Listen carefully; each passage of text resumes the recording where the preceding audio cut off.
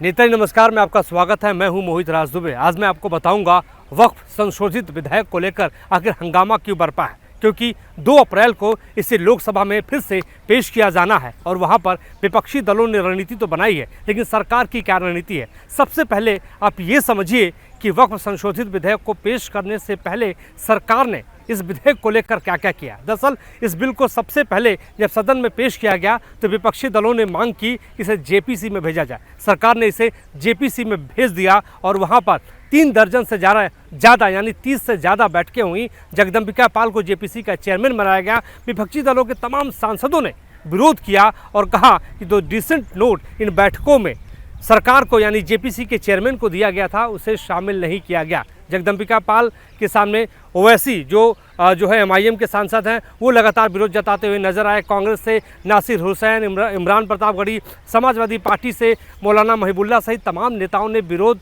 जताया और कहा कि सरकार ने यानी जेपीसी के चेयरमैन ने इसे डिसेंट नोट जो उन्होंने दिया था उसे शामिल नहीं किया गया है। यानी एक बार फिर से जो लगातार Indian Muslim personal law board जो लगातार इस विधेयक को लेकर जंतर मंतर से लेकर पटना तक विरोध कर चुकी है, विपक्षी दलों को भी उसमें शामिल किया गया, उसने भी इस बिल को लेकर प्रदर्शन तो किया है। लेकिन विपक्षी दलों की रणनीति सदन के भीतर क्या होगी, सरकार की रणनीति क्या होगी, आज आपको हम बताते हैं कि सरकार ने सबसे पहले बिजनेस एडवाइजरी कमेटी की बैठक बुलाई। इस बैठक में इस बिल को लेकर चर्चा की गई, लेकिन इस बैठक में विपक्षी दलों ने वॉकआउट कर दिया और कहा कि विपक्ष के बातों के साथ साथ विपक्ष के मुद्दों को सरकार समझ नहीं रही है।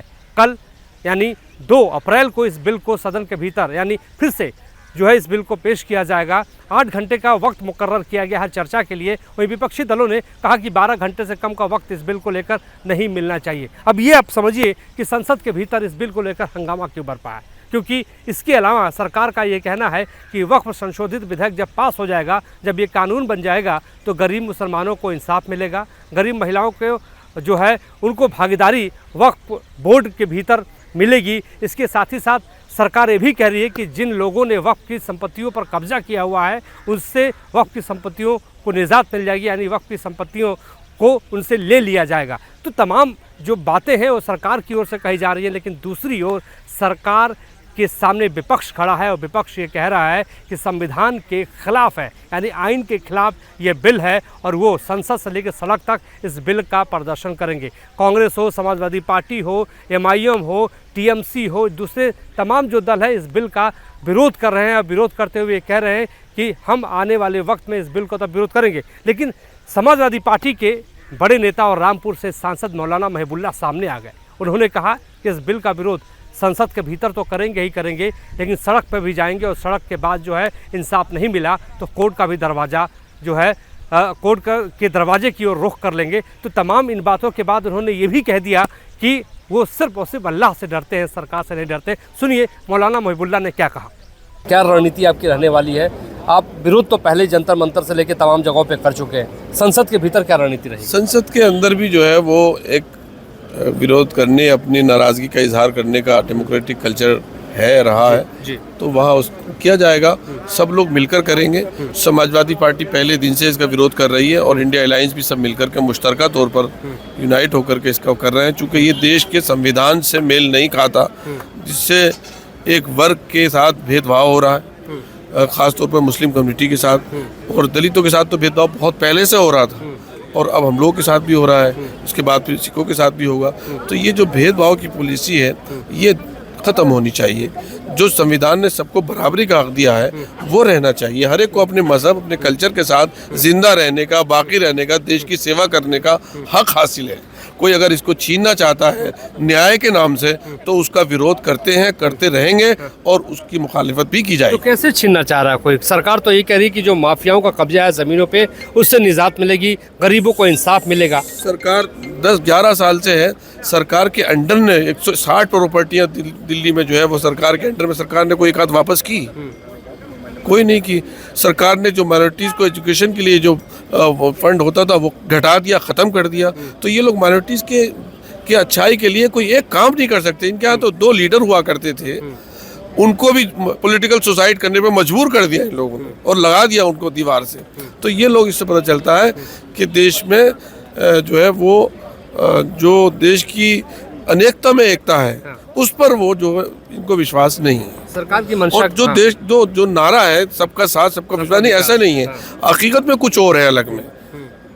सबका विश्वास अगर होता तो ये वक्फ बिल जो है वो फिर सबकी मंशा से लाया, पहले हम लोगों से पूछा जाता, पूछा गया, जेपीसी की बैठकें हुई, इस्लामिक स्कॉलर से इसकी ड्राफ्टिंग से पहले पूछा जाता। और वहाँ जेपीसी में भी क्या हुआ कि सब हम लोगों को जो है वो बिल्डोज किया गया, हमारी रायों को हमने डिसेंट नोट दिया, उसमें से कतरबोध की गई, उसको शाये नहीं किया गया।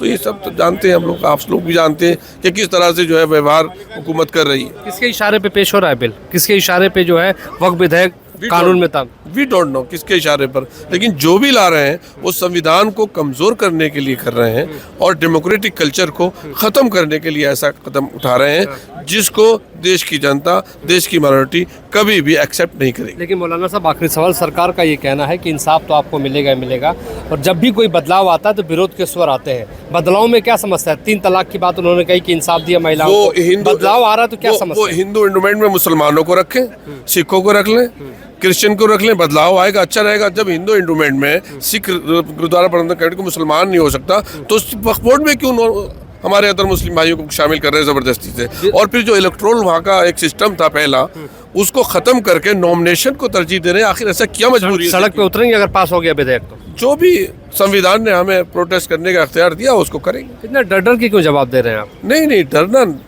हम और डर ये हिस्ट्री में नहीं है। आप डर की बात कर रहे हैं, किससे डरेंगे? हम अल्लाह के अलावा किसी और से नहीं डरते। कोर्ट भी जाएंगे?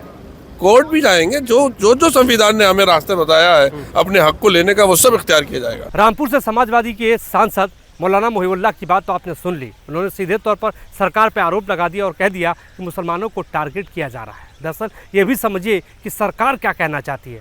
सरकार के एक बड़े मंत्री, कैबिनेट मंत्री एसपी सिंह बघेल ने सीधे तौर पे आरोप विपक्षी दलों पे लगा दिया और कह दिया कि टारगेट तो विपक्षी पार्टियां मुसलमानों को कर रही हैं। हम तो एक ऐसा बिल लेकर आए हैं, एक ऐसा विधेयक लेकर आए हैं जो मुसलमानों को इंसाफ देगा। सुनिए एसपी सिंह बघेल ने क्या कहा। वक्फ संशोधित विधेयक को लेकर हंगामा बरपा है। समाजवादी पार्टी सहित तमाम विपक्षी दलों के सांसद कह रहे हैं कि हम हंगामा करेंगे, सदन के भीतर विरोध करेंगे इस बिल का।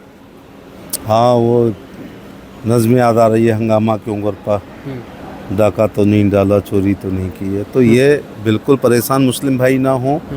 ये वक्फ संशोधन विधेयक में आम मुसलमान की बहबूदी, कल्याण, वेलफेयर की बात की जा रही है।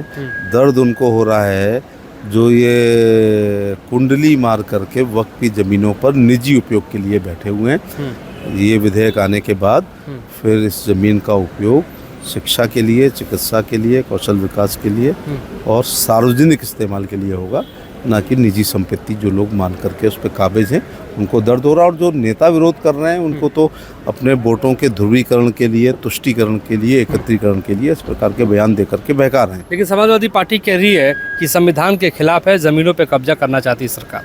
नहीं, ये संविधान के खिलाफ कहाँ के? कोई भी विधेयक लाना कोर्ट में, यहाँ पर अपनी संसद में, वो तो संवैधानिक है और उसका पास होना और ना पास होना बहुमत पर निर्भर करता है। तो बहुत सार्वजनिक रूप से बहुत बातें हो चुकी हैं, जेपीसी में भी हुई है, सबको अवसर दिया गया है। अब जो समझना नहीं चाह रहे वो नहीं समझ पा रहे हैं, लेकिन पढ़े लिखे मुस्लिम भाई समझ रहे हैं कि इससे उनका कोई नुकसान नहीं होगा। एक आखिरी सवाल, ओवैसी सही तमाम विपक्षी दलों के नेता कह रहे हैं कि टारगेट कर रहे हैं आप लोग मुसलमानों को। नहीं, टारगेट नहीं कर रहे। प्रधानमंत्री जी जो कहते हैं सबका साथ, सबका विकास, सबका विश्वास, सबका प्रयास, इसका दूसरा पक्ष भी देखो कि 5 किलो गेहूं चावल जात और धर्म को देखकर नहीं, प्रधानमंत्री आवास जात धर्म को नहीं, कभी रोका गया किसी को। आयुष्मान कार्ड जात धर्म को देख करके नहीं हुआ। किसान सम्मान निधि पात्रता जो रखता है वो पा रहा है, उसमें जात धर्म और पार्टी कहीं नहीं देखी जा रही है। तो ये ऐसा गलत कर रहे हैं, बल्कि लाभार्थियों की बड़ी संख्या जो मोदी जी की 5 किलो गेहूं चावल हो या आवास हो या उज्ज्वला का सिलेंडर हो या किसान सम्मान निधि हो या आयुष्मान कार्ड हो या मुद्रा योजना, एक बड़ी संख्या अल्पसंख्यक भाई उसके लाभार्थी हो रहे हैं। आपने एसपी सिंह बघेल की तो बात सुन ली, लेकिन ये भी समझिए कि पुराने वक्फ कानून और नए विधेयक में आखिर है क्या। दरअसल आपको हम सबसे पहले बताते हैं कि वक्फ बोर्ड का जो पुराना कानून था उसमें सेक्शन 40 में रीज़न टू बिलीव के तहत अगर वक्फ बोर्ड किसी प्रॉपर्टी पर दावा करता है तो उस ज़मीन पर यानी उस प्रॉपर्टी पर दावा करने के साथ साथ जो है वो सिर्फ ट्रिब्यूनल में ही अपील कर सकता है। लेकिन नए कानून के मुताबिक जो है, नए बिल के अनुसार ज़मीन पर दावा करने वाला ट्रिब्यूनल के अलावा रेवेन्यू कोर्ट, सिविल कोर्ट या हाई कोर्ट में अपील कर सकेगा। ये जो पहला डिफरेंस आपको हम बता रहे हैं। दूसरा डिफरेंस आप सुनिए कि जो पुराना कानून वक्फ बोर्ड को लेकर था, उसमें क्या था, वक्फ ट्रिब्यूनल का आखिरी फैसला माना जाएगा और उसे चुनौती कहीं नहीं दी जा सकती है। लेकिन नए कानून यानी नए विधेयक में जो है, अब वक्फ ट्रिब्यूनल के फैसले के खिलाफ हाई कोर्ट में भी अपील की जा सकती है।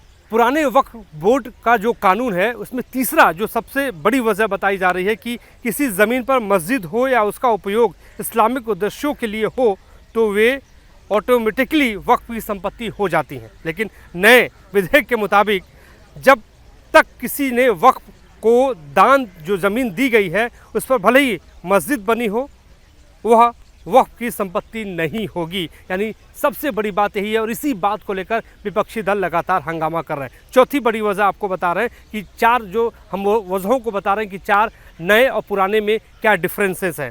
पहला जो चौथा आपको हम बता रहे हैं कि वक्फ बोर्ड में महिला और बतौर सदस्य अन्य धर्म के लोगों की एंट्री नहीं होगी। लेकिन नए विधेयक के मुताबिक वक्फ बोर्ड में 2 महिलाओं और अन्य धर्म के 2 सदस्यों को एंट्री दे दी जाएगी। इन्हीं वजहों को देखते हुए सरकार के सामने विपक्ष खड़ा है। विपक्ष का मतलब ये कि समाजवादी पार्टी के चाहे मुस्लिम सांसद हो या कांग्रेस के मुस्लिम सांसद हैं, उनका ये कहना है कि वक्फ की संपत्तियों पर जबरन कब्जा सरकार करना चाहती है। ये आरोप सरकार पर जो है विपक्षी दलों के नेता लगा रहे हैं। लेकिन सरकार ने पूरी तैयारी कर ली है। तैयारी ये कर ली है कि सदन के भीतर किस रूप में, किस तरीके से बात को रखना है। इसके अलावा आपको हम ये भी बताते चलें कि जो है आज एक बड़ी बैठक leader of all floor leaders की कांग्रेस पार्टी ने बुलाई, इंडिया घटक दलों के नेताओं की बुलाई। उसमें रणनीति बना ली गई और रणनीति ये बना ली गई कि किस तरीके से वक्फ विधेयक को लेकर अपनी बात को रखना है।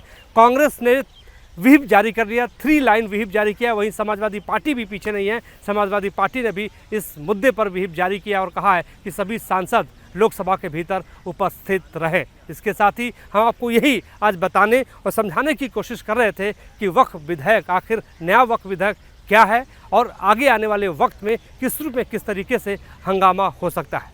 आज के लिए बस इतना ही। मेरे सहयोगी विकास कुमार राय के साथ मुझे दीजिए इजाज़त। नमस्कार।